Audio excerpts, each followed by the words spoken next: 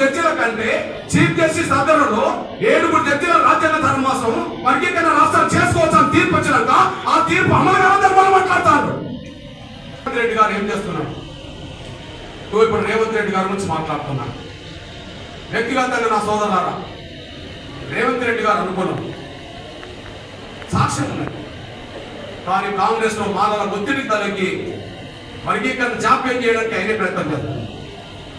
వ్యక్తిగతంగా వర్గీకరణ అనుకూలమని చెప్తున్నాను. సాక్ష్యం ఏంటిది? ఎంఆర్పిఎస్ ఉద్యమం మొదలైన రోజుల్లో ఆయన రాజకీయంగా లేడు, కానీ మధ్యలో జరిగిన ప్రయాణంలో ఆయన కలిసి వచ్చేశారు.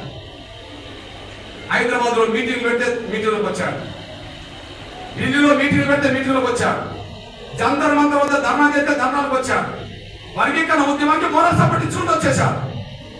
ఇది సాక్ష్యాలు ఉన్నాయి కాబట్టి ఆయన అనుకూలమని చెప్తున్నాను. ఆయన అనుకూలం కాబట్టి ఆగస్టు 1వ తారీఖు నాడు తీర్పు వచ్చిన రావుతో నేను సుప్రీంకోర్టులో ఉండి బయటకు వచ్చాను. సుప్రీంకోర్టులో ఉండి నేను బయటకు వచ్చి విలేకరులతో మాట్లాడుతున్న క్రమంలోనే సోదరులు ముఖ్యమంత్రి రేవంత్ రెడ్డి గారు అసెంబ్లీలో మాట్లాడింది. ఎస్సీ వర్గీకరణ నేను స్వాగతిస్తున్నాను, భారతదేశంలో అందరికంటే ముందు ఎస్సీ వర్గీకరణ అమలు చేస్తామని చెప్పేశాను అసెంబ్లీలో.